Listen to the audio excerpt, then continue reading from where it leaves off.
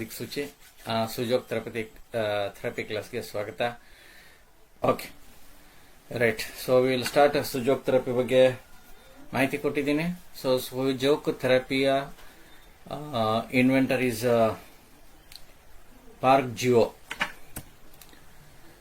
ಸು ಅಂದ್ರೆ hands, joke ಅಂದ್ರೆ ಫಿಟ್. ನಾವು ಆಗ್ಲೇ ಹೇಳಿದೀವಿ. ಪ್ರತಿರೂಪ ಕರಸ್ಪಾಂಡೆನ್ಸ್ ಸಿಸ್ಟಮ್ ಅಂತ ಹೇಳ್ತೀವಿ. ಅಂದ್ರೆ ನಮ್ಮ ದೇಹದ ಪ್ರತಿಯೊಂದು ಅಂಗಾಂಗಗಳು ಸಹ ನಮ್ಮ ಕೈಯಲ್ಲಿ ಅನುರೂಪವಾಗಿರ್ತಕ್ಕಂಥದ್ದು.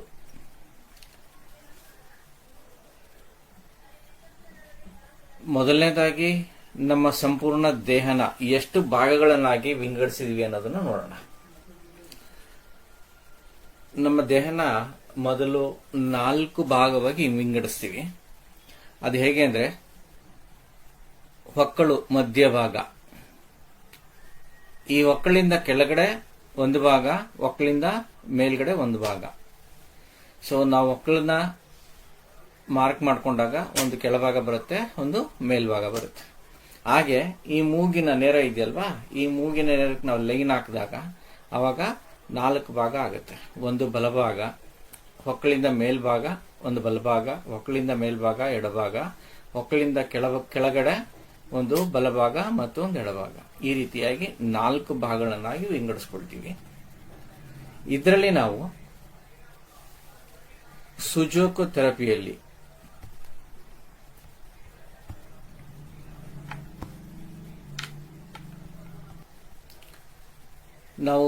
ಥೆರಪಿಯಲ್ಲಿ ಮೊದಲನೇದಾಗಿ ಹಸ್ತಗಳನ್ನು ಬಳಸ್ಕೊಳ್ಳೋಣ ಕಲಿಯೋದಕ್ಕೆ. ಎಸ್ಪೆಷಲಿ ಕಲಿಬೇಕಾದ್ರೆ ಎಡಹಸ್ತವನ್ನ ಬಳಸ್ಕೋತೀವಿ. ಯಾಕಿದನ್ನು ಬಳಸ್ಕೋತೀವಿ ಅಂದ್ರೆ, ಇದನ್ನು ಬಳಸ್ಕೋಬಹುದು, ಬಳಸಬಾರ್ದು ಅಂತ ಏನಿಲ್ಲ. ನಾವು ಬಲಗೈಯಿಂದ ಇದನ್ನು ಡಾಮಿನೆಂಟ್ ಮಾಡೋದ್ರಿಂದ ಈಸಿ ಆಗುತ್ತೆ ಅನ್ನೋ ಉದ್ದೇಶಕ್ಕೆ ಎಡಗೈನ ತಗೊಳ್ತೀವಿ. ಸ್ವಲ್ಪ ಆರ್ಗನ್ಸ್ ಬಲಭಾಗದಲ್ಲಿ ಬಲ ಹಸ್ತದಲ್ಲಿ ವ್ಯತ್ಯಾಸ ಇರುತ್ತೆ, ಅದನ್ನ ಆಮೇಲೆ ನೋಡೋಣ. ಸೊ ನಮ್ಮ ದೇಹನ 4 ಭಾಗ ಮಾಡಿದೀವಿ. ಅದರಲ್ಲೂ ವಿಶೇಷವಾಗಿ ಈ ಎಬೋದ ಒಪ್ಪೆ, ಈ ಒಪ್ಪೆ ಭಾಗ ಇದೆಯಲ್ವಾ, ಡಯಾಫಾಮ್ ಅಂತ ಹೇಳ್ತೀವಿ. ಈ ಡಯಾಫಾಮ್ ನ ಭಾಗವನ್ನ, ನಮ್ಮ ಡಯಾಫಾಮ್ ಇದೆ, ಈ ಮೂಳೆ ಇದೆಯಲ್ವಾ, ಈ ಶ್ವಾಸಕೋಶದ ಮೂಳೆ ಏನಿದೆಯಲ್ವಾ, ಇದನ್ನ upper part of the body ಅಂತ ತಗೊಳ್ತೀವಿ. ಈ ಮೂಳೆಯಿಂದ ಕೆಳಗಡೆ lower part of the body ಅಂತ ತಗೊಳ್ತೀವಿ ನಾವು. ಇದು ಬೇಸಿಕಲಿ ಫಸ್ಟ್ ನಾವು ಕಲಿಬೇಕಾಗಿರುವಂತದ್ದು. ನಮ್ಮ ಕೈನ ನಾವೆಲ್ಲಾ ಕಡೆ ಈ ರೀತಿಯಾಗಿ ತೋರಿಸ್ತಾ ಇದೀವಿ, ಕರೆಕ್ಟ್ ಅಲ್ವಾ? ಸೊ ಇದರಲ್ಲಿ upper part of the body ಅಂತ ನಾವು ತಗೊಂಡಾಗ ನಾವು ಕೈನ ಈ ರೀತಿಯಾಗಿ ನೋಡ್ಕೋಬೇಕಾಗುತ್ತೆ. ಯಾವುದು upper part of the body ಅಂದ್ರೆ, ಈ ಬೆರಳ ತುದಿಯಿಂದ ಈ ಲೈನ್ಸ್ ನೋಡ್ತಾ ಇದ್ರಲ್ವಾ, ಈ ಲೈನು, ಈ ಸಂಪೂರ್ಣವಾಗಿ ಈ ಲೈನು, ಇದು ಒಪ್ಪೆ. ಈ ಫಸ್ಟ್ ಲೈನ್ ನಿಮ್ಗೇನಿದೆ ಎಲ್ಲಾರ ಕೈಲೂ ಇರುತ್ತೆ ನೋಡಿ, ಈ ಲೈನು. ಈ ಲೈನ್ ಬಂದು above the upper part of the body. ಈ ಮೂಳೆ ಇದೆಯಲ್ವಾ, ಶ್ವಾಸಕೋಶದ ಮೂಳೆ ಏನಿದೆಯಲ್ವಾ, ನಾವು TEM ಅಲ್ಲಿ ಇನ್ ಆರ್ಗನ್ಸ್ ಅಂತ ಹೇಳ್ತೀವಿ. ಆ ಇನ್ ಆರ್ಗನ್ಸ್ ಇಲ್ಲಿಂದ ಮೇಲ್ಗಡೆ ಏನೇನಿದೆಯೋ ಅಪ್ ಟು ನೆತ್ತಿವರೆಗೂ, ಇದು upper part of the body ಅಂತ ಕಲಿತೀವಿ.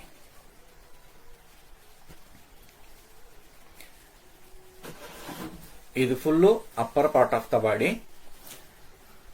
ಇಲ್ಲಿಂದ ಕೆಳಗಡೆ ಇದೆಯಲ್ವಾ, ನಿಮಗೆ ಲೈನ್ ಕಾಣಿಸುತ್ತೆ ನೋಡಿ, ನಿಮ್ಮ ಕೈಯಲ್ಲಿ ಪ್ರತಿಯೊಬ್ಬರ ಕೈಯಲ್ಲಿ ಲೈನ್ ಕಾಣಿಸುತ್ತೆ ನೋಡಿ, ಇಲ್ಲೊಂದು ಲೈನ್ ಕಾಣಿಸುತ್ತೆ.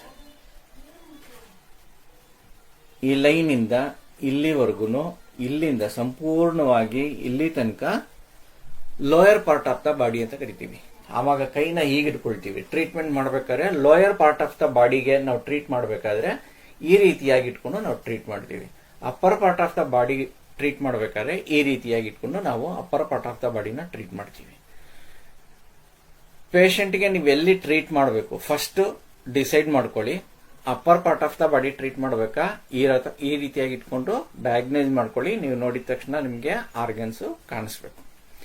Lower part of the body treat ಮಾಡಬೇಕಾ, ಕೈಗಳನ್ನ ಹೀಗಿಟ್ಕೊಳ್ಳಿ. ಹೀಗಿಟ್ಕೊಂಡು ಈ ಲೈನ್ ಇಂದ ಕೆಳಗಡೆಗೆ ನೋಡಿ, ಈ ಲೈನ್ ಇದೆಯಲ್ವಾ, ಈ ಲೈನ್ ಇಲ್ಲಿಂದ ಇಲ್ಲಿವರೆಗೂ ಬರುತ್ತೆ. ಈ ಬೆರಳುಗಳು ಏನ್ ಬರುತ್ತಲ್ಲ ಇಲ್ಲಿವರೆಗೂ ಬರುತ್ತೆ. So this is the lower part of the body.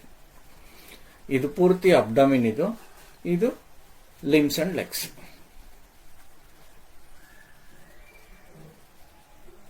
Upper part of the body treat ಮಾಡೋದು, ಲೋಯರ್ ಪಾರ್ಟ್ ಆಫ್ ದ ಬಾಡಿಗೆ ಟ್ರೀಟ್ ಮಾಡ್ಬೇಕಾದ್ರೆ ಹೇಗೆ ಇಟ್ಕೊಳ್ಳೋದು. ಇದು ಅರ್ಥ ಆಯ್ತಲ್ವಾ ಇದು? ಈಗ ಇದರಲ್ಲಿ ಪ್ರತಿಯೊಂದು ಆರ್ಗನ್ಸ್ ಎಲ್ಲಿರುತ್ತೆ ಅನ್ನೋದು ತುಂಬಾ ಇಂಪಾರ್ಟೆಂಟ್. ಸೊ ದೇವರು ನಮಗೆ ಹೆಬ್ಬೆರಳನ್ನ 2 ಭಾಗ ಮಾಡಿದ್ದಾನೆ. ಇದೊಂದು ಭಾಗ ಮಾಡಿದ್ದಾನೆ, ಇದೊಂದು ಭಾಗ ಮಾಡಿದ್ದಾನೆ. ತಂಬೀಸ್ ಹೆಡ್ ಅಂತ ಹೇಳ್ತೀವಿ ಸುಜೋಕಲಿ, ಆಯ್ತಾ? ನೋಡಿ, ದೇವರು ನಮಗೆ ತಲೆ ಇದೊಂದು ಭಾಗ ಮಾಡಿದ್ದಾನೆ, ಇದ್ರ ಕೆಳಗಡೆ ಕುತ್ತಿಗೆ ಅಂತ ಮಾಡಿದ್ದಾನೆ. 2 ಭಾಗ ಮಾಡಿರೋದು. ತಂಬಲ್ಲೂ ಸಹ 2 ಭಾಗ ಇರೋದು. ಆಮೇಲೆ ಇದೆರಡು ನಾವು ಕಾಲ್ ಅಂತ ಹೇಳ್ತೀವಿ, ಇದೆರಡು ಕೈ ಅಂತ ಹೇಳ್ತೀವಿ. ದೀಸ್ ಆರ್ ದ ಪ್ರೊಜೆಕ್ಟರಿ ಆರ್ಗನ್ಸ್ ಅಂತ ಹೇಳ್ತೀವಿ ನಾವು. ಪ್ರೊಜೆಕ್ಟರಿ ಆರ್ಗನ್ಸ್. ಈ ಪ್ರೊಜೆಕ್ಟರಿ ಆರ್ಗನ್ಸ್ ಅಲ್ಲಿ ನಾವು ತಗೊಂಡಾಗ ನಾವು ಫಸ್ಟ್ ಒಂದು ಹ್ಯಾಂಡ್ ತಗೊಳ್ಳೋಣ. ಈಗೇನ್ ನೀವು ಕಾಣಿಸ್ತಾ ಇದೆಯಲ್ವಾ, ಇದು ಬಂದು ದೇಹದ ಮುಂಭಾಗ, ಇದು ದೇಹದ ಹಿಂಭಾಗ ಅಂತ ತಗೊಳ್ತೀವಿ. ಓಕೆ, ದೇಹದ ಮುಂಭಾಗ ಈ ದೇಹನ ನೀವು ನೋಡ್ಕೊಳ್ತಾ ಹೋಗಿ. ಹಾಗೇನೆ ನಮ್ಮ ದೇಹದ ಎಡಭಾಗದಲ್ಲಿರ್ತಕ್ಕಂಥದ್ದು, ಇದು ನಮ್ಮ ದೇಹ ಆದ್ರೆ ಇದು ನಾನಾಗ್ಲೇ ಹೇಳಿದೆ, ಇದು ಮಧ್ಯಭಾಗ. ಈ ಮಧ್ಯಭಾಗದಲ್ಲಿ ನಮ್ಮ ದೇಹದ ಎಡಭಾಗದಲ್ಲಿರೋದು ಎಡಗೈ ಎಡಗಾಲು, ಬಲಭಾಗದಲ್ಲಿರೋದು ಬಲಗೈ ಬಲಗಾಲು. ನಾವು upper part of the body above the ಒಪ್ಪೆ, ಎಬೌವ್ ದ ಡಯಾಫ್ರಮ್ ನೋಡ್ಬೇಕಾದ್ರೆ ಹೀಗೆ ನೋಡ್ತೀವಿ. ಸೊ ಇದು ಹೆಡ್, ಇದು ನೆಕ್. ದೇವರು 2 ಕೊಟ್ಟಿರುವಂತದ್ದು ಅಪ್ ಟು ಇಲ್ಲಿವರೆಗೂ. ಈ ಲೈನ್ ಅಲ್ಲಿ ಏನಿದೆಯಲ್ವಾ, ಇಲ್ಲಿವರೆಗೂ ಎಬೌವ್ ದ ಒಪ್ಪೆ. ಈ ಲೈನ್ ಇಂದ ಕೆಳಗಡೆ, ಈ ಲೈನ್ ಏನ್ ಕಾಣಿಸ್ತಾ ಇದೆಯಲ್ವಾ, ಈ ಲೈನ್ ಇಂದ ಕೆಳಗಡೆ ಕಾಣಿಸ್ತಾ ಇರೋದು ನೋಡಿ, ಹೀಗಂದ ಕಾಣಿಸುತ್ತೆ ಒಂದು ಲೈನ್, ಇಲ್ಲಿಂದ ಇಲ್ಲಿವರೆಗೂ. ಸೊ ಪೂರ್ತಿ ನಮ್ಮ ಅಬ್ಡೋಮಿನ್, ಹೊಟ್ಟೆ ಅಂತ ಹೇಳ್ತೀವಿ. ಓಕೆ, ಇದು ಎಡಗೈ ಅಂತ ತಗೊಳ್ತೀನಿ. ನೋಡಿ, ಎಡಗೈ ಅಂತ ತಗೊಂಡಾಗ ನಮಗಿಲ್ಲಿ 3 ಜಾಯಿಂಟ್ ಇದೆ. 1, 2, 3. ಕರೆಕ್ಟ್ ಅಲ್ವಾ? ನಿಮ್ಮ ಕೈನ ತಗೊಂಡು ನೋಡಿ, 3 ಜಾಯಿಂಟ್ ಇದೆ. 1, ಇಲ್ಲಿಂದ ಇಲ್ಲಿಗೆ 2, ಇಲ್ಲಿಂದ ಇಲ್ಲಿ 3. ಕರೆಕ್ಟ್ ಅಲ್ವಾ? ಈ 3 ಜಾಯಿಂಟ್ ಅನ್ನೇ ಕೊಟ್ಟಿದ್ದಾನೆ. ಇದು front of the body inside ಅಂತ ಹೇಳಿದ್ನಲ್ವಾ. ನೋಡಿ, ಪ್ರತಿಯೊಬ್ಬರು ಕೈಗೂ ಯಾರೇ ಎಷ್ಟೇ ಬೆಳ್ಳಗಿದ್ರು ಎಷ್ಟೇ ಕಪ್ಪಗಿದ್ರು ನಿಮ್ಗೆ ಇಲ್ಲಿ ಫ್ರಂಟ್ ಒಂದು ಕಲರ್ ಇರುತ್ತೆ, ಬ್ಯಾಕ್ ಒಂದು ಕಲರ್ ಇರುತ್ತೆ. ಸೊ ಈಗ ನಿಮಗೆ ಕಲರ್ ಕಾಂಬಿನೇಷನ್ ಗೊತ್ತಾಗ್ತಾ ಇದೆಯಾ? ಇಲ್ಲಿ ಒಂದು ಲೈನ್ ಕಾಣಿಸುತ್ತೆ. ತುಂಬಾ ಕಪ್ಪಿರೋರಿಗೆ ಕಾಣಿಸುತ್ತೆ ಬೇಗ, ಬೆಳ್ಳಗಿರೋರಿಗೆ ನೀವೇ ಇಮ್ಯಾಜಿನೇಷನ್ ಮಾಡ್ಕೋಬೇಕು. ಈ ಲೈನ್ ಏನಿದೆಯಲ್ವಾ, ಈ ಲೈನ್ ಇಂದ ಈ ಕಡೆ ಲೈನ್ ಬರುತ್ತೆ. ಈ ಫ್ರಂಟ್ ಆಫ್ ದ ಬಾಡಿ, ಇದನ್ನ ಇನ್ಸೈಡ್ ಅಂತ ಕರಿತೀವಿ. ಇಲ್ಲಿಂದ ಈ ಕಪ್ಪು ಭಾಗ ಏನಿದೆ ಯಾಂಗ್ ಸೈಡ್ ಅಂತ ಕರಿತೀವಿ. ನಿಮ್ಮ ಕೈನ ನೋಡಿ, ಈ ಎಲ್ಲಿ ಬಿಸಿಲು ಬೀಳೋದಿಲ್ವೋ ಆ ಭಾಗನ ಇನ್ಸೈಡ್ ಅಂತ ಹೇಳ್ತೀವಿ. ಎಲ್ಲಿ ಕಪ್ಪು ಕಾಣಿಸ್ತಾ ಇದೆಯಲ್ವಾ, ಸೇಮ್ ಇದೇ ತರನೇ ಈ ಹಸ್ತನ ನೀವು ಮಾಡ್ಕೊಂಡಾಗ ಈ ಲೈನ್ ಕಾಣಿಸ್ತಾ ಇದೆಯಲ್ವಾ, ಈ ಲೈನ್ ಫುಲ್ಲು, ಈ ಲೈನು ಇದನ್ನ ಯಾಂಗ್ ಸೈಡ್ ಅಂತ ಕರಿತೀವಿ, ಇದನ್ನ ಇನ್ಸೈಡ್ ಅಂತ ಕರಿತೀವಿ. ನೀವು ಫಸ್ಟ್ ಕ್ಲಾಸಿಫಿಕೇಶನ್ ಮಾಡ್ಕೊಳ್ಳೋದು ತುಂಬಾ ಇಂಪಾರ್ಟೆಂಟ್. ನೀವು ಟ್ರೀಟ್ಮೆಂಟ್ ಕೊಡಬೇಕಾದ್ರೆ ಕೈಯಲ್ಲಿ ತೊಂದರೆ ಆಗಿದೆ ಅಂದ್ರೆ ಈ ಕೈಯಲ್ಲಿ ಇನ್ಸೈಡ್ ಆಗಿದೆಯೋ ಯಾಂಗ್ ಸೈಡ್ ಆಗಿದೆಯೋ ಇದನ್ನ ಫಸ್ಟ್ ಕ್ಲಾಸಿಫೈ ಮಾಡ್ಕೊಳ್ಳಿ. ನಾನು ಆಗ್ಲೇ ಹೇಳಿದೆ ನೋಡಿ, ಈ ಲೈನ್ ಅಲ್ಲಿ ಈ ಲೈನ್ ಏನಿದೆಯಲ್ವಾ, ಇದು ಪೂರ್ತಿ ಮತ್ತೆ ಈ ಸೈಡ್ ಬಂದಾಗ ಕ್ರಾಸ್ ಆಗುತ್ತೆ. ಇಲ್ಲಿ ಒಂದು ಪಾರ್ಟ್ ಬರುತ್ತೆ, ಇಲ್ಲಿ ಒಂದು ಪಾರ್ಟ್ ಬರುತ್ತೆ, ಇದು ಚೇಂಜ್ ಆಗುತ್ತೆ. ಕಾಲಲ್ಲಿ ಬಂದಾಗ್ಲೂ ಅಷ್ಟೇನೆ, ಕಾಲಲ್ಲೂ ಕನ್ಫ್ಯೂಷನ್ ಆಗುತ್ತೆ. ಕನ್ಫ್ಯೂಷನ್ ಇಲ್ದಿರೋ ಹಾಗೆ ನಿಧಾನವಾಗಿ ಕಲ್ತ್ಕೊಳ್ಳಿ. ಫಸ್ಟ್ ಕ್ಲಾಸಿಫಿಕೇಶನ್ ಮಾಡ್ಕೋಬೇಕು ನಿಮ್ಮ ದೇಹನ. ಇನ್ ಅಂಡ್ ಯಾಂಗ್ ಕ್ಲಾಸಿಫಿಕೇಶನ್ ಮಾಡೋದು ಫಸ್ಟ್ ಕಲಿಬೇಕು. ಯಾಕೆ ಅಂದ್ರೆ ಸಪೋಸ್ ಇಲ್ಲೆಲ್ಲ ಒಂದು ಗುಳ್ಳೆ ಆಗಿರುತ್ತೆ ಅಂತ ಇಟ್ಕೊಳ್ಳೋಣ, ಇದು ನಿಮಗೆ ಇನ್ಸೈಡ್ ಇದೆಯೋ ಯಾಂಗ್ ಸೈಡ್ ಇದೆಯೋ ಕನ್ಫ್ಯೂಷನ್ ಆಗ್ಬಾರದು. ಸೊ ಇಲ್ಲಿ ಕರೆಕ್ಟ್ ಆಗಿ ನೀವು ಅದನ್ನ ಡಯಾಗ್ನೈಸ್ ಮಾಡಬಹುದು. ಯಾವುದೇ ಆರ್ಗನ್ ಅಲ್ಲಿ, ನಿಮ್ಮ ದೇಹದ ಯಾವುದೇ ಭಾಗದಲ್ಲಿ ಏನೇ ತೊಂದರೆಗಳಾದ್ರೂ ಸಹ ರಿಫ್ಲೆಕ್ಸಾಲಜಿ ಅಥವಾ ಕರೆಸ್ಪಾಂಡೆನ್ಸ್ ಏರಿಯಾ ಅಂತ ಏನ್ ಕರಿತೀವಲ್ವಾ, ಅನುರೂಪ ಪದ್ಧತಿಯಲ್ಲಿ ಅಲ್ಲಿ ನೀವು ಪೇನ್ ಫೀಲ್ ಆಗ್ತೀರಾ ಅಥವಾ ಬೇರೆ ಯಾವುದೋ ಒಂದು ಸೆನ್ಸೇಷನ್ ಫೀಲ್ ಆಗ್ತೀರಾ, ಅದಕ್ಕೆ ಕರೆಸ್ಪಾಂಡೆನ್ಸ್ ಏರಿಯಾದಲ್ಲಿ. ಸೊ ಹಾಗಾಗಿ ನೀವು ಕ್ಲಾಸಿಫಿಕೇಶನ್ ಮಾಡ್ಕೊಳ್ಳಿ, ಡಯಾಗ್ನೈಸ್ ಮಾಡ್ಕೊಳ್ಳಿ. ಡಯಾಗ್ನೈಸ್ ಮಾಡ್ಕೊಂಡು ತುಂಬಾ ಇಂಪಾರ್ಟೆಂಟ್. ನೀವೆಷ್ಟು ಅಕ್ಯುರೇಟ್ ಆಗಿ ಡಯಾಗ್ನೈಸ್ ಮಾಡ್ಕೊಳ್ತೀರೋ ಅಷ್ಟು ಅಕ್ಯುರೇಟ್ ರಿಸಲ್ಟ್ ಬರುತ್ತೆ ಇದರಲ್ಲಿ. ಬೇರೆ ಕಡೆನೂ ನಿಮಗೆ ತೊಂದರೆ ಬರುತ್ತೆ. ಸಪೋಸ್ ನೀವು ಇಲ್ಲೆಲ್ಲ ಮಾಡೋದೋಗಿ ಈ ಕಡೆ ಮಾಡ್ತೀರಾ ಅಂತ ಇಟ್ಕೊಳ್ಳೋಣ. ಸಪೋಸ್ ಇಲ್ಲೂ ಪೈನ್ ಬರುತ್ತೆ, ಅವ್ರಿಗೆ ಇಲ್ಲೇ ಎಲ್ಲೂ ಪೈನ್ ಇರುತ್ತೆ, ಆ ಪೈನ್ ವಾಸಿ ಆಗುತ್ತೆ. ನೀವು ಕರೆಕ್ಟ್ ಆಗಿ ಟ್ರೀಟ್ ಮಾಡುವಂತ ಜಾಗ, ಸಪೋಸ್ ಮೊಣಕೈ ಮೊಣಕೈ ಹಿಂದೆ ಮುಂದೆ ಎಲ್ಲೋ ಆಗಿರುತ್ತೆ, ಇನ್ನೋ ಹೆಂಗೋ ಆಗಿರುತ್ತೆ. ಬಟ್ ಪ್ರೆಸ್ ಮಾಡಿದ್ರೆ ಪೈನ್ ಇರುತ್ತೆ. ಯಾವ ತರ ಪೈನ್ ಇರುತ್ತೆ ಅಂದ್ರೆ, ಪ್ರೆಸ್ ಮಾಡಿದಾಗ ಫೀಲ್ ಆಗುವಂತ ಪೈನ್ ಬೇರೆ, ಆ ತೊಂದರೆ ಇರತಕ್ಕಂತಹ ಪಾಯಿಂಟ್ ಅಲ್ಲಿ ಫೀಲ್ ಮಾಡಿದಾಗ ಆಗುವಂತ ಪ್ರಿಕ್ಕಿಂಗ್ ಪೈನ್ ಬೇರೆ, ಚುಚ್ಚದಂಗೆ ಆಗುತ್ತೆ. ಕರೆಕ್ಟ್ ಆಗಿ ಅದೇ ಪಾಯಿಂಟ್ ಅಲ್ಲಿ ನಾವಿಟ್ಟು ಸುಮ್ಮನೆ ಪ್ರೆಸ್ ಮಾಡಿದ್ರೆ ಸಾಕು, ಲೈಟ್ ಆಗಿ ಪ್ರೆಸ್ ಮಾಡಿದ್ರೆ ಅವ್ರಿಗೆ ಚುಚ್ಚದಷ್ಟು ಅನುಭವ ಆಗುತ್ತೆ. ಬಟ್ ಬೇರೆ ಜಾಗದಲ್ಲೂ ಫೀಲ್ ಆಗುತ್ತೆ ಪೈನು. ಒಂದು ಅವ್ರಿಗೆ ತೊಂದರೆ ಇದ್ರೂ ಫೀಲ್ ಆಗುತ್ತೆ ಪೈನು, ಅಥವಾ ನಾವು ಜಾಸ್ತಿ ಪ್ರೆಷರ್ ಆಗ್ದಾಗ್ಲೂ ಪೈನ್ ಫೀಲ್ ಆಗುತ್ತೆ. ಇಬ್ರು ಹೀಲರು ಪೇಷಂಟು ಒಂದೇ ಫ್ರೀಕ್ವೆನ್ಸಿ ಇರೋರು, ಒಂದೇ ಶಕ್ತಿ ಇರೋರು ಮಾಡಿದಾಗ ಅವ್ರಿಗೇನು ಅನ್ಸಲ್ಲ. ಸಪೋಸ್ ಹೀಲರ್ ಸ್ವಲ್ಪ ಸ್ಟ್ರಾಂಗ್ ಆಗಿದ್ದು ಪ್ರೆಷರ್ ಜಾಸ್ತಿ ಹಾಕಿದ್ರೆ, ಸೊ ಅವಾಗ ಪೇಷಂಟ್ ಪೈನ್ ಫೀಲ್ ಆಗ್ತಾನೆ, ಇಲ್ಲೂ ಪ್ರಾಬ್ಲಮ್ ಇದೆ ಅಂತ ನೀವು ಯೋಚನೆ ಮಾಡಕ್ ಹೋಗ್ಬಾರ್ದು. ಪ್ರಾಬ್ಲಮ್ ಇರೋ ಜಾಗದಲ್ಲಿ ಲೈಟ್ ಆಗಿ ಪ್ರೆಷರ್ ಹಾಕಿದ್ರು ಅವ್ರಿಗೆ ಪೇನ್ ಜಾಸ್ತಿ ಫೀಲ್ ಆಗುತ್ತೆ. ಸೊ ಇದು 3 ಭಾಗ ಆಯ್ತಲ್ವಾ. ಇದು ಅಂಗೈ, ಇದು ಮೊಣಕೈ ಬರುತ್ತೆ, ಇದು ಈ ಭಾಗ ಬರುತ್ತೆ, ರೆಟ್ಟೆ ಅಥವಾ ಭುಜ ಅಂತ ಹೇಳ್ತೀವಿ.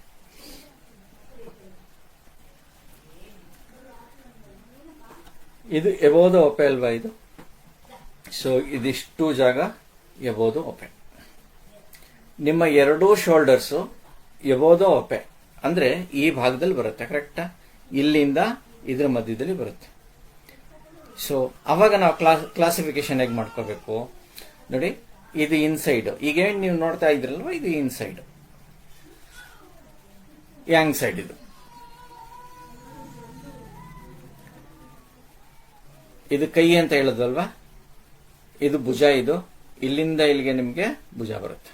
ಸೇಮ್ ಇಲ್ಲೇನ್ ನೀವು ನೋಡ್ಕೊಂಡ್ರಲ್ವಾ, ಇಲ್ಲಿ ಒಳಗಡೆ ಇದು ಎಬೋದ ಒಪೆ ಅಂತ ಹಿಂಗೇನ್ ತಗೊಳ್ತಿರಲ್ವಾ, ಈ ಲೈನ್ ನಿಂದ ಸೇಮ್ ಅದೇ ತರನೇ ಇಲ್ಲೂ ನೀವು ಮಾರ್ಕ್ ಇಮ್ಯಾಜಿನೇಷನ್ ಮಾಡ್ಕೊಳ್ಳಿ. ಇದ್ರ ಮಧ್ಯದಲ್ಲೇ ನಿಮ್ಗೆ ಎಲ್ಲಾ ತರದ ಪ್ರಾಬ್ಲಮ್ಸ್ ಸಿಗುತ್ತೆ. ಕನ್ಫ್ಯೂಷನ್ ಮಾಡ್ಕೊಳ್ಳಂಗಿಲ್ಲ. ಫಸ್ಟ್ ನೀವು ಕ್ಲಾಸಿಫಿಕೇಶನ್, ನಿಮ್ಮ ಡಯಾಫಾರ್ಮ್ ಮೇಲ್ಭಾಗನ ಕ್ಲಾಸಿಫಿಕೇಶನ್ ಮಾಡ್ಕೊಳ್ಳಿ ಪರ್ಫೆಕ್ಟ್ ಆಗಿ ಕೂತ್ಕೊಂಡು. ಇವತ್ತು ಇಲ್ಲೇ ನಿಮಗೆ ಮಾರ್ಕ್ ಕಾಣಿಸ್ತಾ ಇದೆಯಲ್ಲ, ಇದೇ ತರ ಮಾರ್ಕ್ ಅನ್ನ ಇಲ್ಲಿ ಹಾಕೊಳ್ಳಿ. ಬ್ಯಾಕ್ ಸೈಡ್ ಅನ್ನು ಸೇಮ್ ಅದೇ ತರ ಮಾರ್ಕ್ ಹಾಕೊಳ್ಳಿ. 100% ಬರುತ್ತೆ ಅದು. ಎಲ್ಲಾ ಪ್ರಾಬ್ಲಮ್ಸ್ ನಿಮ್ಮ ಭುಜ ಮತ್ತೆ ಭುಜದ ಕೆಳಭಾಗದ್ದು ಇಲ್ಲಿಂದ ಇಲ್ಲಿ ತನಕ ಬರತಕ್ಕಂತ ಪ್ರಾಬ್ಲಮ್ಸ್ ಏನಾಗುತ್ತೆ 100% ನಿಮ್ಗೆ ಈ ಭಾಗದಲ್ಲಿ ಸಿಗುತ್ತೆ. ಇನ್ನು ಡೀಪ್ ಕ್ಲಾಸಿಫಿಕೇಶನ್ ಮುಂದಿನ ಹಂತಗಳಲ್ಲಿ ಮಾಡ್ತಾ ಹೋಗೋಣ. ಇದೆರಡು ಕೈಗಳಾಯ್ತಲ್ವಾ, ನಿಮ್ಮ ದೇಹದ ಎಡಭಾಗಕ್ಕಿರೋದು ಎಡಗೈ, ಬಲಭಾಗಕ್ಕಿರೋದು ಬಲಗೈ, ನಿಮ್ಮ ದೇಹದ ಎಡಭಾಗಕ್ಕಿರೋದು ಎಡಗಾಲು, ಬಲಭಾಗಕ್ಕಿರೋದು ಬಲಗಾಲು. ಇದು ಕ್ಲಿಯರ್ ಆಯ್ತಲ್ವಾ ಇದು. ಹಾಗೇನೆ ಕಾಲಲ್ಲಿ ನೋಡಿ, ನಿಮ್ಮ ಕಾಲು, ಪಾದ, ಇದು ಮೊಣಕಾಲು, ಇದು ತೊಡೆಗಳು. ದೇವರಿಲಿ ಕೈಯಲ್ಲಿ ನಿಮಗೆ 3 ಭಾಗ ಕೊಟ್ಟಿದ್ದೇನೆ. ನಿಮ್ಮ ಕಾಲಿಗೂ ಅಷ್ಟೇ ಇದೆಯಾ, ಎಕ್ಸ್ಟ್ರಾ ಇದೆಯಾ? 3 ಭಾಗ ಇರೋದಲ್ವಾ. ನಿಮ್ಮ ಕಾಲು ಸಹ 3 ಭಾಗಗಳನ್ನಾಗಿ ವಿಂಗಡೆ ಆಗಿದೆ. ಇದರಲ್ಲೂ ಅಷ್ಟೇ ನೀವು ಒನ್ಸ್ ಅಗೇನ್ ಎಲ್ಲಿ ಇದು ಇನ್ಸೈಡ್ ಮತ್ತೆ ಇದು ಯಾಂಗ್ ಸೈಡ್ ಅಂತ ತಗೊಳ್ತೀವಿ. ನೀವು ಹೀಗೆ ನಿಂತಿದ್ದೀರಾ, ಕಾಲುಗಳು ಹಿಂಗ್ ಬೆಂಡ್ ಆಗುತ್ತೆ, ಕರೆಕ್ಟ್ ಅಲ್ವಾ? ಬಟ್ ನೀವು ಕೈ ತಗೊಂಡಾಗ ಹಿಂಗ್ ಬೆಂಡ್ ಆಗ್ಬೇಕಲ್ವಾ? ಹಿಂಗ್ ಬೆಂಡ್ ಆಗ್ತಾ ಇಲ್ಲ, ಅದು ಹಿಂಗ್ ಬೆಂಡ್ ಆಗುತ್ತೆ. ನಿಮ್ಮ ಸೊಂಟದಿಂದ ಕೆಳಭಾಗ ಏನಿದೆಯಲ್ವಾ, ಇದು ಬಂದು ಯಾಂಗ್ ಸೈಡ್, ದೇಹದ ಮುಂಭಾಗ. ಇಲ್ಲಿಂದ ಇಲ್ಲಿವರೆಗೂ ಇನ್ಸೈಡ್ ಅಂತ ತಗೊಳ್ತೀವಿ. ಒನ್ಸ್ ಅಗೇನ್ ತೊಡೆಗಳೇನಿದೆಯಲ್ವಾ, ತೊಡೆಯಿಂದ ನಿಮಗೆ ಬಿಸಿಲು ಬೀಳುತ್ತೆ, ಇದು ಬಿಸಿಲು ಬೀಳುವಂತ ಜಾಗ. ನಿಮ್ಮ ಕಾಲುಗಳು ಹಿಂದೆ ಕಲರ್ ವೈಟ್ ಇರುತ್ತೆ, ಮುಂಭಾಗ ಸ್ವಲ್ಪ ಡಾರ್ಕ್ ಕಲರ್ ಇರುತ್ತೆ. ಎಲ್ಲಾರ ಕಾಲುಗಳು ಹಾಗೆ ಇರುತ್ತೆ. ತುಂಬಾ ವೈಟ್ ಇದ್ರೆ ಸೊ ಕ್ಲಾಸಿಫಿಕೇಶನ್ ಮಾಡ್ಕೊಳ್ಳೋದು ಸ್ವಲ್ಪ ಕಷ್ಟ. ಜನರಲ್ ಆಗಿ ನೋಡಿ, ನಿಮ್ಮ ದೇಹ ಸೊಂಟದ ಭಾಗದಿಂದ ಕೆಳಗಡೆ ಏನಿದೆ ಅದು ಸ್ವಲ್ಪ ಡಾರ್ಕ್ ಇರುತ್ತೆ, ಹಿಂಭಾಗದಲ್ಲಿ ವೈಟ್ ಇರುತ್ತೆ. ಸೊ ಹಿಂಭಾಗ ಇನ್ಸೈಡು, ಮುಂಭಾಗ ಯಾಂಗ್ ಸೈಡ್. ಸೊ ಇದು ಯಾಂಗ್ ಸೈಡು, ಇದು ಇನ್ಸೈಡ್.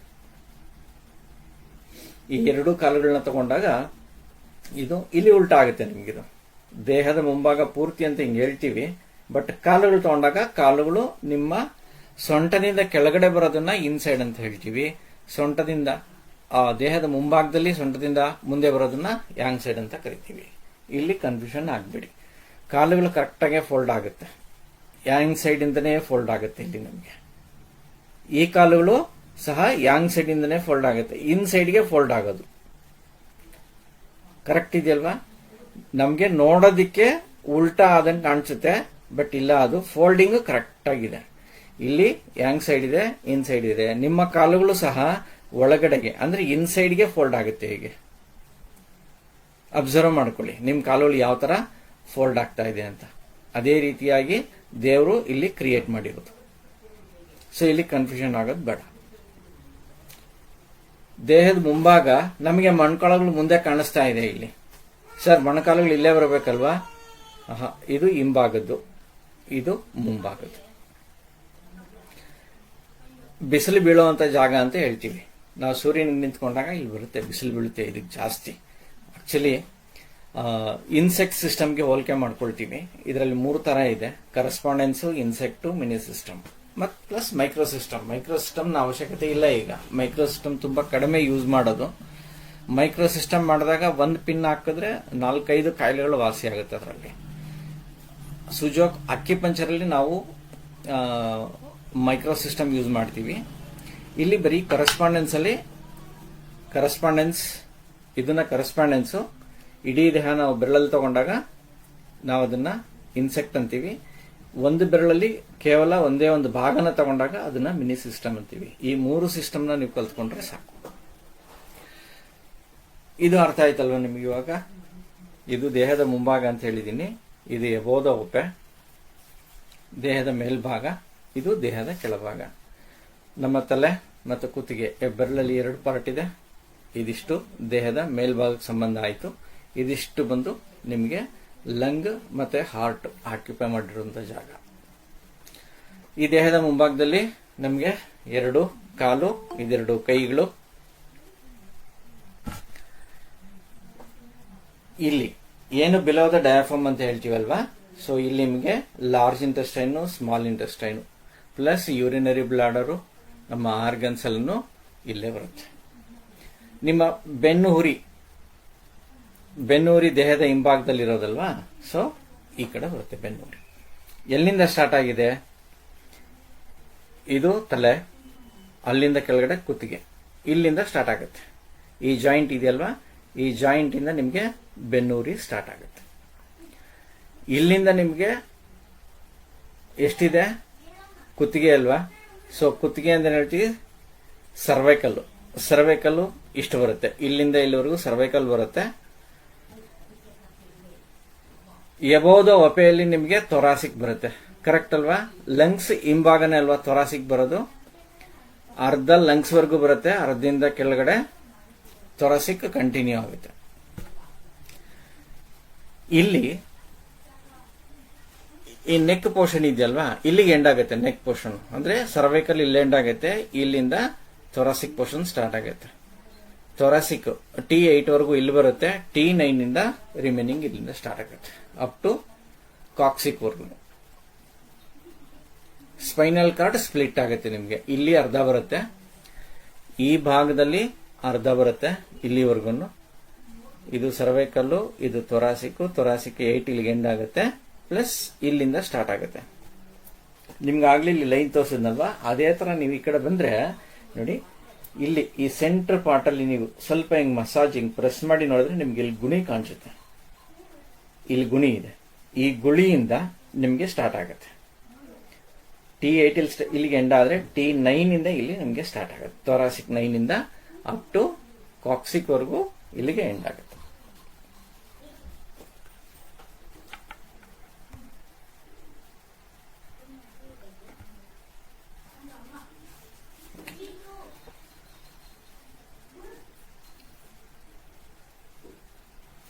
ನಾವು ದೇಹದ ಮೇಲ್ಭಾಗನ ಟ್ರೀಟ್ ಮಾಡ್ಬೇಕಾದ್ರೆ ಇಲ್ಲಿಂದ ಮೇಲ್ಗಡೆಗೆ ನೋಡ್ಕೊಳ್ತೀವಿ. ದೇಹದ ಕೆಳಭಾಗನ ಟ್ರೀಟ್ ಮಾಡ್ಬೇಕಾದ್ರೆ ಇಲ್ಲಿಂದ ನೋಡ್ಕೊಳ್ತೀವಿ. ದೇಹದ ಮುಂಭಾಗದಲ್ಲಾದ್ರೆ ಇಲ್ಲಿವರೆಗೂ, ದೇಹದ ಹಿಂಭಾಗ ಆದ್ರೆ ಇಲ್ಲಿ ನಾವು ಟ್ರೀಟ್ ಮಾಡ್ತೀವಿ. ಕಾಲುಗಳು ನಿಮಗೆ ಅನುರೂಪ ಪದ್ಧತಿಯಲ್ಲೇ ಅದು ಫಿಕ್ಸ್ ಆಗಿದೆ ಕರೆಕ್ಟ್ ಆಗಿ. ಯಾಕೆಂದ್ರೆ ಯಾಂಗ್ ಸೈಡ್ ಇಂದ ಇನ್ ಸೈಡ್ಗೆ ಫೋಲ್ಡ್ ಆಗೋದು. ನಾವು ದೇಹದ ಮುಂಭಾಗ ಅಂತ ಇದನ್ನ ತಗೊಂಡಾಗ ಆಕ್ಚುಲಿ ಇದು ಹಿಂಭಾಗ ಆಗುತ್ತೆ, ಆ ಮುಂಭಾಗ ಹಿಂದ್ಗಡೆಗೆ ಹೋಗುತ್ತೆ. ಇನ್ ಅಂಡ್ ಯಾಂಗ್ ಅಂತ ನಾವು ಡಿವೈಡ್ ಮಾಡಿದಾಗ ಉಲ್ಟಾ ಆಗುತ್ತೆ ಅಲ್ಲಿ. ಸೊ ಕಾಲುಗಳು ಫೋಲ್ಡಿಂಗು ಕರೆಕ್ಟಾಗೇ ಇರುತ್ತೆ. ಇಲ್ಲಿ ಮುಂಭಾಗದಲ್ಲಿ ಮೊಣಕಾಲು ಪೇನ್ ಅಂತ ಬಂದಾಗ ಏನ್ ನೀ ಪೇನ್ ಅಂತ ಹೇಳ್ತೀರಾ, ಯೂಶುವಲಿ ನೀವು ಮುಂಭಾಗದಲ್ಲಿ ಇಲ್ಲಿ ಕಾಣಿಸುತ್ತೆ, ಅದು ಇಲ್ಲಿ ದೇಹದ ಹಿಂಭಾಗ ಅಂದ್ರೆ ಈ ಪೋರ್ಷನ್ಲಿ ನಿಮಗೆ ಕಾಣಿಸುತ್ತೆ. ಮೊಣಕಾಲುಗಳು ಪಕ್ಕ ಇಲ್ಲೇ ಬರುತ್ತೆ, ಮೊಣಕೈಗಳು ಇಲ್ಲೇ ಬರುತ್ತೆ, ಈ ರೀತಿಯಾಗಿ. ಇದನ್ನ ಯಾವಾಗಲೂ ಚೆನ್ನಾಗಿ ಜ್ಞಾಪಕ ಇಟ್ಕೊಳ್ಳಿ. ಇದನ್ನ ಯಾವಾಗಲೂ ಕಾಲುಗಳು ಕನ್ಫ್ಯೂಷನ್ ಆಗಬಾರ್ದು, ನಿಮ್ಮ ಎಡಗಾಲು ಮತ್ತೆ ಬಲಗಾಲು ಸಹ ಕನ್ಫ್ಯೂಷನ್ ಮಾಡ್ಕೋಬಾರ್ದು. ಕರೆಕ್ಟಾಗಿ ಇಟ್ಕೊಳ್ಳಿ, ಕರೆಕ್ಟಾಗಿ ತಿಳ್ಕೊಳ್ಳಿ.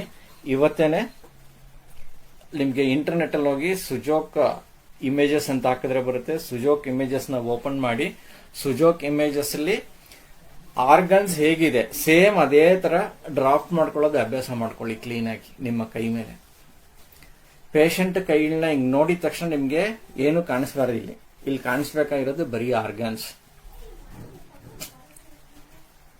Inside the body, sorry, inside ಯಾವುದು ಯಾಂಗ್ ಸೈಡ್ ಅದೊಂದು ತಿಳ್ಕೋಬೇಕು, ಕ್ಲಾಸಿಫಿಕೇಶನ್ ಮಾಡ್ಕೋಬೇಕು ನೀವು.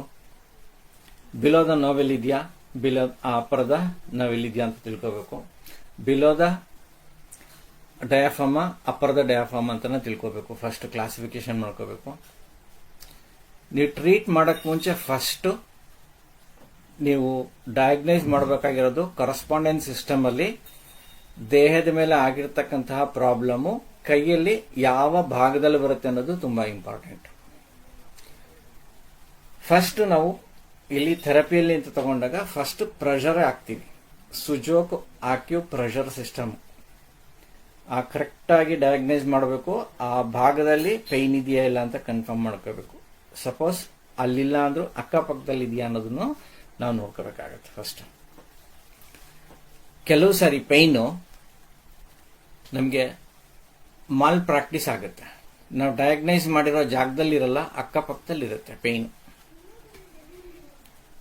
ಒಂದು ಪೈನ್ ಮೂವ್ ಆಗುವಂಥದ್ದು ಬಾಡಿಯಲ್ಲಿ. ವಾಯು ನೇಚರ್ ಇರ್ತಕ್ಕಂಥವ್ರು, ಎಸ್ಪೆಷಲಿ ನೀವು ಗ್ಯಾಸ್ಟ್ರೈಟಿಸ್ ಇಂದ ತಗೊಂಡಾಗ ಬಾಡಿಯಲ್ಲಿ ಒಂದ್ ಕಡೆ ಪೈನ್ ಕಾಣಿಸ್ಕೊಳ್ಳುತ್ತೆ, ಕರೆಸ್ಪಾಂಡೆನ್ಸ್ ಸಿಸ್ಟಮ್ ಅಲ್ಲಿ ಒಂದ್ ಕಡೆ ಪೈನ್ ಕಾಣಿಸ್ಕೊಳ್ಳುತ್ತೆ. ಸೊ ಅದನ್ನ ನೀವು ಫಸ್ಟ್ ಡಯಾಗ್ನೈಸ್ ಮಾಡ್ಕೋಬೇಕು. ಪೈನು ಯಾವ ರೂಪದಲ್ಲಿರುತ್ತೆ, ಬಾಡಿಯಲ್ಲಿ ಇರ್ತಕ್ಕಂಥ ಪೈನು ಅಂದ್ರೆ ಈ ಬಾಡಿಯಲ್ಲಿ ಇರ್ತಕ್ಕಂಥ ಪೈನು ಇದರ ಕರೆಸ್ಪಾಂಡೆನ್ಸ್ ಆರ್ಗನ್ಗೆ ಅಂತ ಬಂದಾಗ ಇಲ್ಲಿ ನಮಗೆ ಡಯಾಗ್ನೈಸ್ ಆಗದೆ ಇರೋ ಸಮಯದಲ್ಲಿ ಆ ವ್ಯಕ್ತಿಗೆ ವಾಯು ಜಾಸ್ತಿ ಇರುತ್ತೆ. ಸೊ ವಾಯು ಸಂಬಂಧಪಟ್ಟಂತಹ ಯಾವುದೇ ತೊಂದರೆಗಳು ಕಾಣಿಸ್ಕೊಂಡಾಗ್ಲೂ ಸಹ ಆಲ್ಮೋಸ್ಟ್ 80% ಕರೆಕ್ಟಾಗಿ ಕಾಣಿಸುತ್ತೆ. ಇನ್ನು 20% ಏನಿದೆಯಲ್ಲ, 20% ಪೇಷಂಟ್ಗಳಲ್ಲಿ ಈ ದೇಹದ ಮೇಲೆ ಇರತಕ್ಕಂತಹ ಸಿಂಪ್ಟಮ್ಸು ಇಲ್ಲಿ ಕಾಣಿಸ್ಕೊಳ್ಳಲ್ಲ, ಬೇರೆ ಜಾಗದಲ್ಲಿ ಕಾಣಿಸ್ಕೊಳ್ಳುತ್ತೆ. ಒಂದು ಕೆಲವು ಸರಿ ರಿಲೇಟೆಡ್ ಆರ್ಗನ್ ಅಲ್ಲಿ ಕಾಣಿಸ್ಕೊಳ್ಳುತ್ತೆ, ಇಲ್ಲ ಅಕ್ಕಪಕ್ಕದ ಜಾಗದಲ್ಲಿ ಕಾಣಿಸ್ಕೊಳ್ಳುತ್ತೆ. ಸೊ ಯಾಕೆ ಅಂದ್ರೆ ಪೈನ್ ಒಂದೇ ಕಡೆ ಇರೋದಿಲ್ಲ ಅದು. ಸೊ ಪೈನ್ ಮೂವ್ ಆಗ್ತಾ ಇರೋದ್ರಿಂದ ಈ ಕರೆಸ್ಪಾಂಡೆನ್ಸ್ ಸಿಸ್ಟಮ್ ಅಲ್ಲೂ ಸಹ ನಿಮಗೆ ಸ್ಪೆಸಿಫಿಕ್ ಜಾಗದಲ್ಲಿ ಒಂದು ಮಿನಿಮಮ್ 6 ಅವರ್ಸ್ ಪೈನ್ ಇದ್ರೆ ಮಾತ್ರನೇ ನಿಮ್ಗೆ ಇಲ್ಲಿ ಸಿಕ್ಕುವಂಥದ್ದು.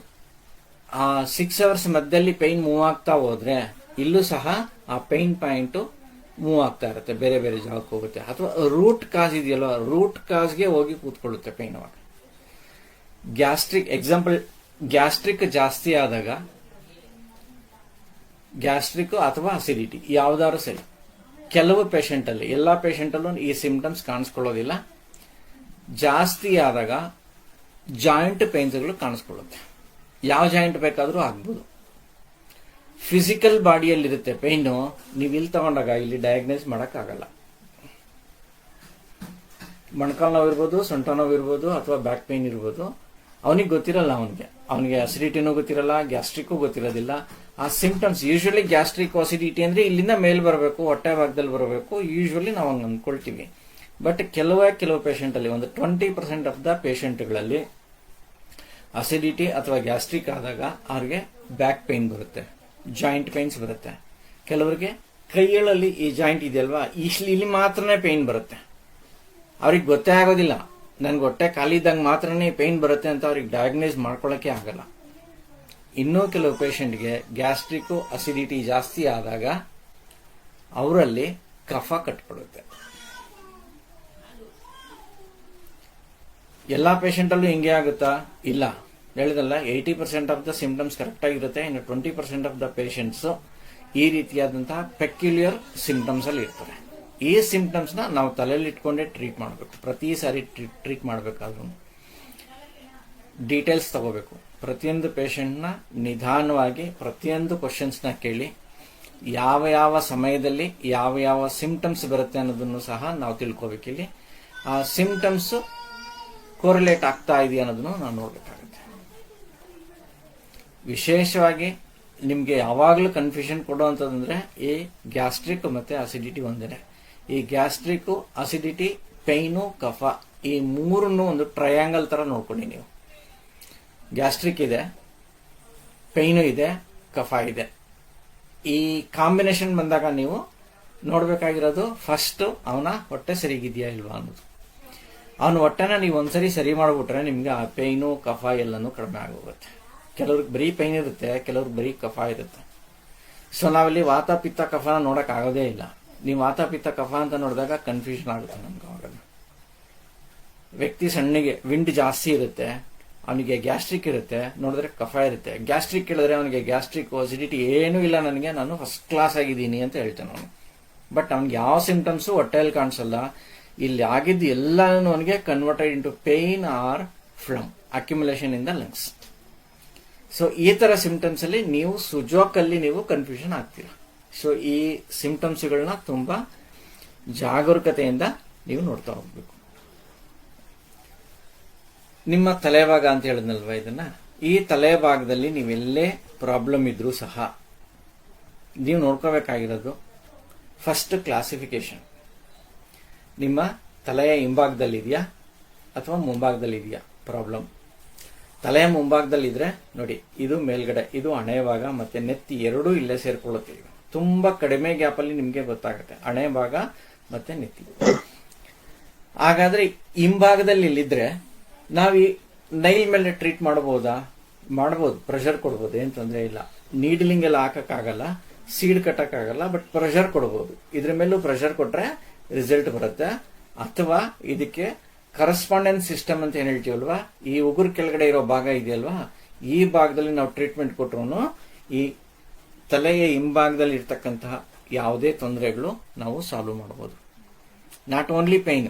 ಸಪೋಸ್ ಏನಾರ ಗಡ್ಡೆ ಆಯ್ತು ಅಂತ ಇಟ್ಕೊಳ್ಳಿ, ನೀವು ಕಲರ್ ಹಾಕಿ ಎಲ್ಲಾನು ಮಾಡಿ, ಇದ್ರ ಕರೆಸ್ಪಾಂಡೆನ್ಸ್ ಅಲ್ಲಿ ನಿಮ್ಗೆ ಈ ಪಾಯಿಂಟ್ ಬರುತ್ತೆ. ಇಲ್ಲಿ ದೇಹದ ಎಡಭಾಗದಲ್ಲಾದ್ರೆ ನಿಮ್ಗೆ ಈ ಕಡೆ ಬರುತ್ತೆ, ದೇಹದ ಬಲಭಾಗದಲ್ಲಾದ್ರೆ ನಿಮ್ಗೆ ಈ ಕಡೆ ಬರುತ್ತೆ.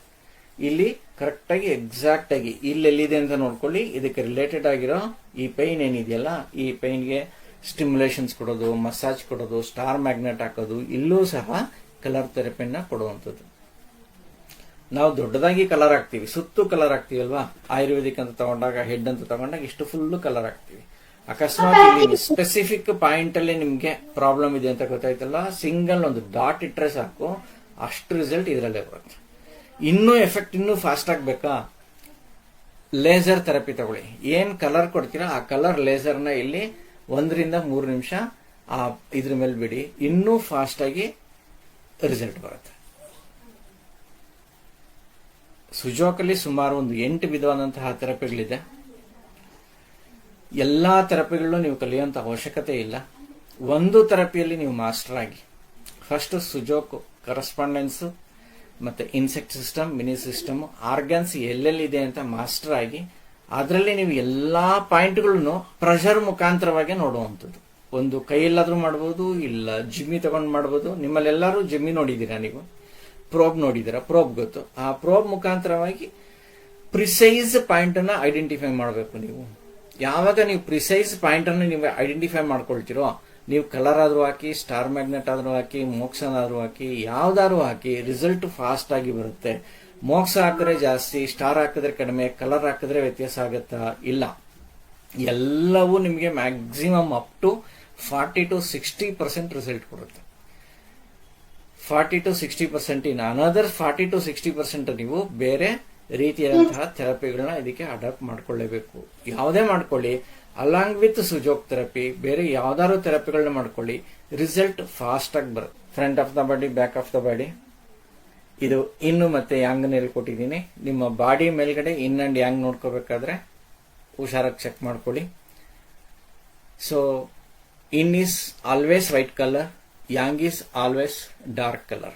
ಅದು ಪೂರ್ತಿ ಬ್ಲ್ಯಾಕ್ ಇರ್ಬೋದು ಅಥವಾ ಲೈಟ್ ಆಗಿರ್ಬೋದು, ಡಿಫ್ರೆನ್ಸ್ ಇರುತ್ತೆ. ಎಷ್ಟೇ ಬಾಡಿ ವೈಟ್ ಆಗಿದ್ರೂ ಸಹ in and angle colour difference ಕಾಣಿಸ್ಕೊಳ್ಳುತ್ತೆ. ಅದನ್ನ ನೀವು ನೋಡಿಕೊಂಡು ಶಾರ್ಪ್ ಆಗಿ ಕ್ಲಾಸಿಫಿಕೇಶನ್ ಮಾಡ್ಕೊಳ್ಳಿ. ಇದಿಷ್ಟು basically basic Sujok correspondence system. ಇದು ಇವತ್ತಿಗೆ ಇದಿಷ್ಟು ಸಾಕು.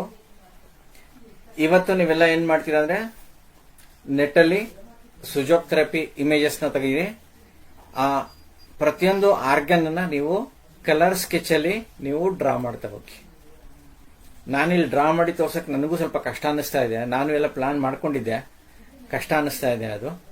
ಸೊ ನೀವು ಆಸ್ ಪರ್ ದ ಇಮೇಜ್ ನೀವು ಮಾರ್ಕ್ ಮಾಡ್ತಾ ಹೋಗಿ.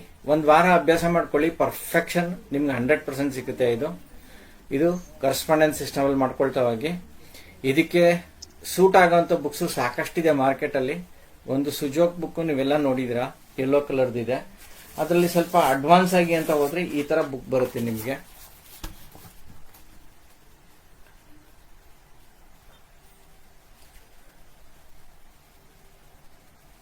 ಇದು ಸುಜೋಕ್ ಥೆರಪಿದು. ಇದು ಇನ್ನೂ ಸ್ವಲ್ಪ ಡೀಪ್ ಆಗಿದೆ. ಸೊ ಅದರಲ್ಲಿ colour pictures, colour meridians, acupuncture, acupressure ಪಾಯಿಂಟ್ಗಳು ನೀವು ಬೇಕು ಅಂದ್ರೆ ಈ ತರ 2 ಬುಕ್ ಬರುತ್ತೆ. ಈ ಬುಕ್ ಅಲ್ಲಿ ಯಾವ್ದಾದ್ರು ನೀವು ತಗೊಂಡ್ರು ನಿಮ್ಗೆ ಅನುಕೂಲ ಆಗುತ್ತೆ.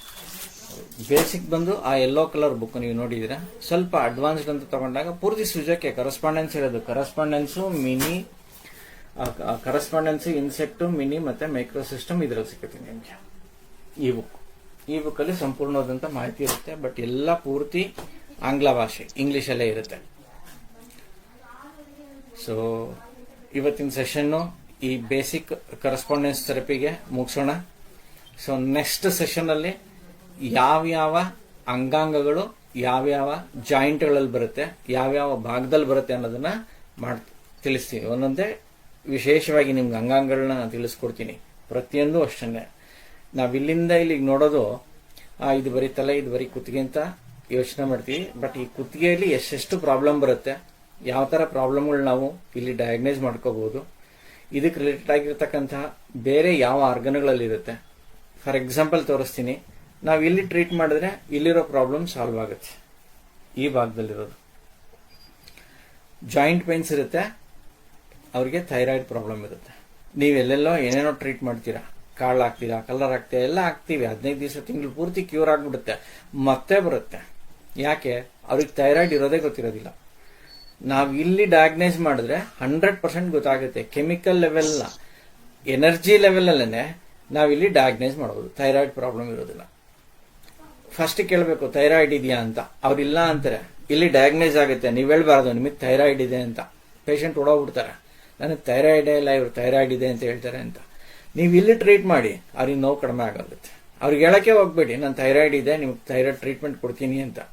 ಯಾಕೆಂದ್ರೆ ಕೆಮಿಕಲ್ ಲೆವೆಲ್ಗೆ ಬರೋವರೆಗೂ ಅವ್ರು ಯಾರು ಅಕ್ಸೆಪ್ಟ್ ಮಾಡ್ಕೊಳ್ಳಲ್ಲ. ಅವರೆಲ್ಲ ನಾನು ಅಕ್ಸೆಪ್ಟ್ ಮಾಡ್ಕೊಳ್ಳಲ್ಲ. ಈ ಫೀಲ್ಡ್ ಅಲ್ಲಿ ಇರೋದ್ರಿಂದ ನನ್ಗೆ ಅರ್ಥ ಆಗ್ತಾ ಇದೆ.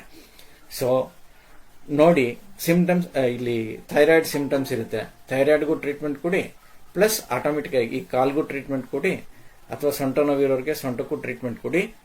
ಒಟ್ಟೊಟ್ಟಿಗೆ ನೀವು ಟ್ರೀಟ್ಮೆಂಟ್ ಕೊಟ್ಟಾಗ ಇದು ರೂಟ್ ಕಾಸ್ ಇರುತ್ತೆ. ಈ ರೂಟ್ ಕಾಸ್ ಟ್ರೀಟ್ ಮಾಡ್ದಿರನೆ ನೀವು ಇಲ್ಲಿ ಟ್ರೀಟ್ ಮಾಡಿದ್ರೆ ಹೋಗುತ್ತೆ, ಮತ್ತೆ ಬರುತ್ತೆ. ಸೊ ಹಾಗಾಗಿ ರೂಟ್ ಕಾಸ್ ಇಂಪಾರ್ಟೆಂಟ್. ಈ ತರ ಲಿಂಕ್ಸ್ ಬೇಕಾದಷ್ಟು ಇದೆ ನಮಗೆ. ನಾಟ್ ಓನ್ಲಿ ಥೈರಾಯ್ಡ್, ಬೇರೆ ಬೇರೆ ಹಾರ್ಮೋನಲ್ ಇಂಬ್ಯಾಲೆನ್ಸ್ ಆದಾಗ ಏನೇನು ಪ್ರಾಬ್ಲಮ್ ಬರುತ್ತೆ ಅದನ್ನೆಲ್ಲಾನು ಆಯಾ ಸಂಬಂಧಪಟ್ಟ ಕಾಯಿಲೆಗಳು ಬಂದಾಗ ನಾವು ಡಿಸ್ಕಸ್ ಮಾಡ್ತಾ ಹೋಗೋಣ.